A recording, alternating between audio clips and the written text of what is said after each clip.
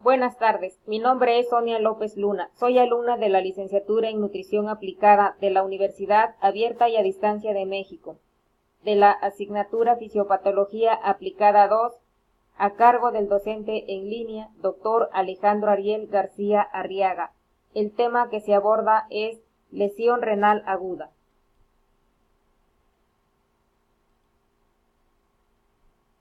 ¿Qué es la lesión aguda renal y cuáles son las tres manifestaciones diagnósticas comunes de este grupo de enfermedades? La lesión aguda renal es la deficiencia repentina de la función renal y existen tres manifestaciones comunes, que son incremento en la concentración de nitrógeno ureico sanguíneo, incremento en la disminución en el volumen de orina. Esto se da repentinamente. Respecto a la epidemiología, ¿qué porcentaje de ingresos a hospitales y unidades de cuidados intensivos representa la lesión renal aguda? Representa 5 a 7% en hospitales generales y 30% en unidad de cuidados intensivos.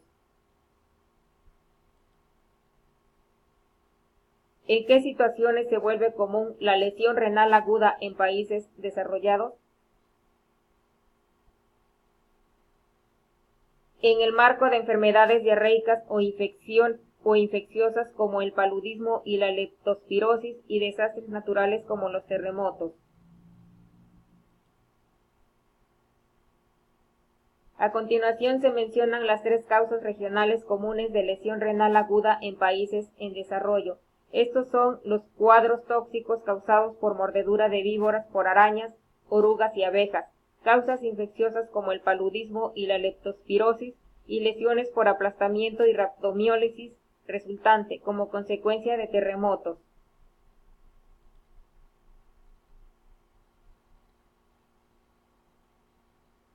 Se divide comúnmente a la lesión renal aguda de la siguiente forma. Se divide en hiperazoemia prerrenal, enfermedad intrínseca del parénquima renal y obstrucción posrenal.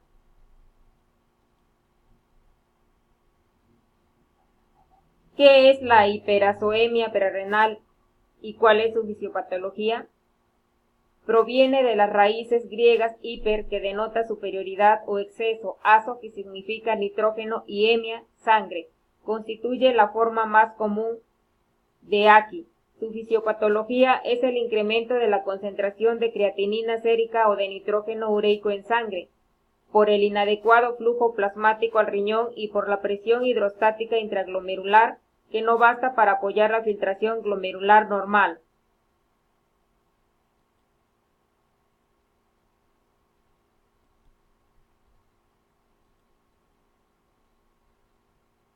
¿Cuáles son las causas de hiperazoemia prerrenal? Hipovolemia, disminución del gasto cardíaco, disminución del volumen circulante eficaz y la deficiencia de la autorregulación renal.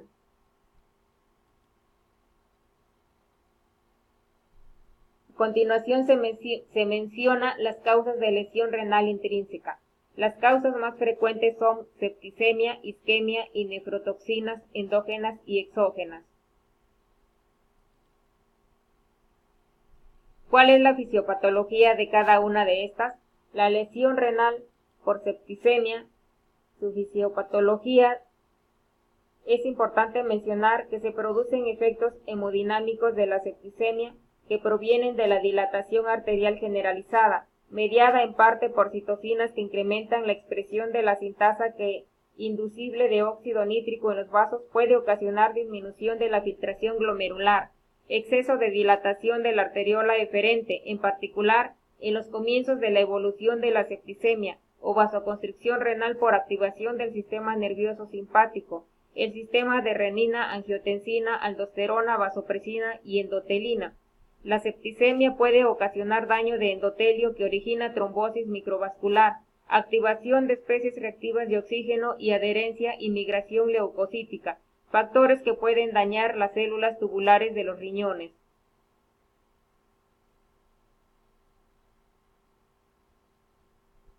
Con respecto a la fisiopatología de la lesión renal por isquemia, dada por fenómenos microvasculares y tubulares interactuantes que contribuyen a la fisiopatología de forma microvascular y tubular, De forma microvascular podemos mencionar aumento de vasoconstricción en respuesta a endotelina, adenosina, angiotensina 2, tromboxano, A2, leucotrienos, actividad de nervio simpático, disminución de vasodilatación en respuesta a óxido nítrico, acetilcolina, bradicinina, aumento de daño estructural de células de endotelio y de músculo de fibra lisa en vasos, aumento en adherencia leucocítica endotelial, obstrucción vascular, activación leucocítica e inflamación.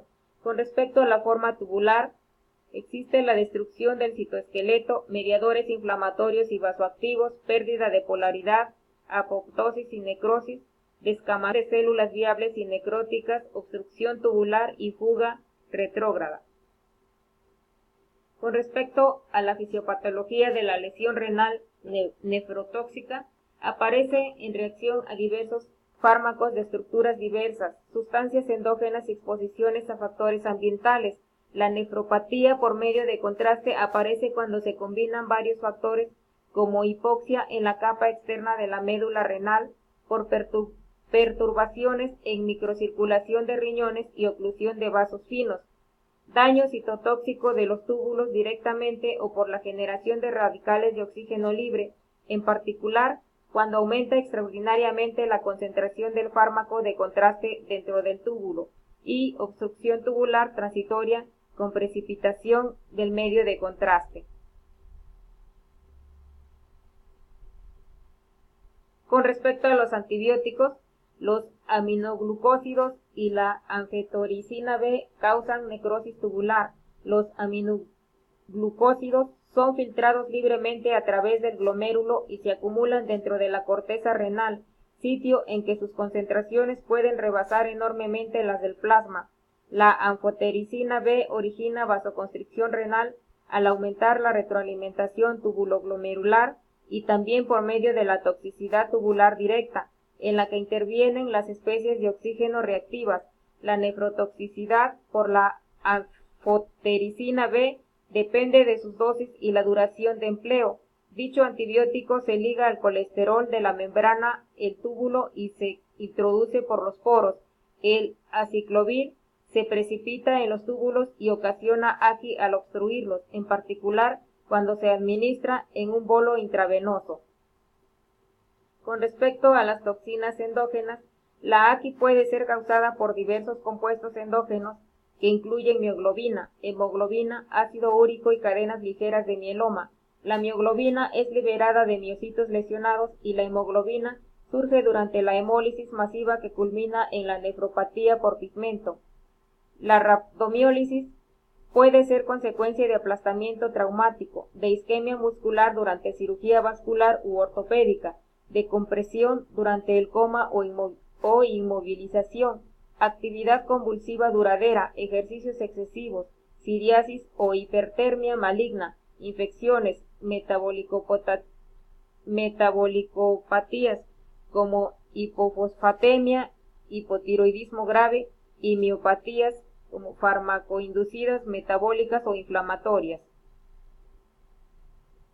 Otros factores patógenos se pueden mencionar como la vasoconstricción intrarrenal, toxicidad directa en la zona proximal de túbulos y obstrucción mecánica del interior de la zona distal de la nefrona cuando se precipitan la mioglobina o la hemoglobina con la proteína de Tom Horsey, uromodulina, la proteína más frecuente en la orina y producida en la porción ascendente gruesa del asa de Henle, proceso inducido por la orina ácida.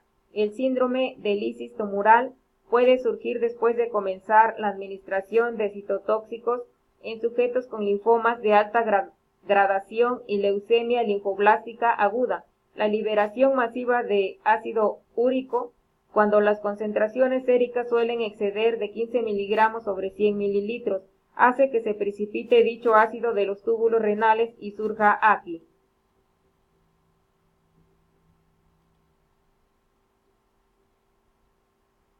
¿Cuál es la fisiopatología y etiología de la lesión aguda posrenal? La lesión aguda posrenal surge cuando hay bloqueo agudo, parcial o total de la corriente de orina, que normalmente es unidireccional, lo cual hace que aumente la presión hidrostática retrógrada y que surja interferencia en la filtración glomerular.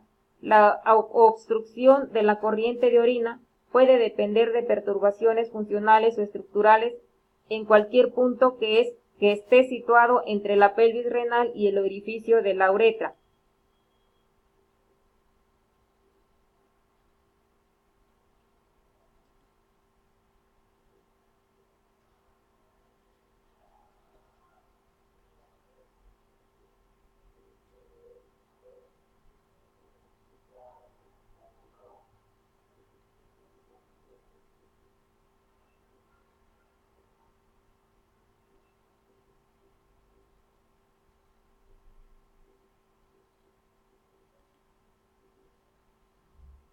Gracias por su atención.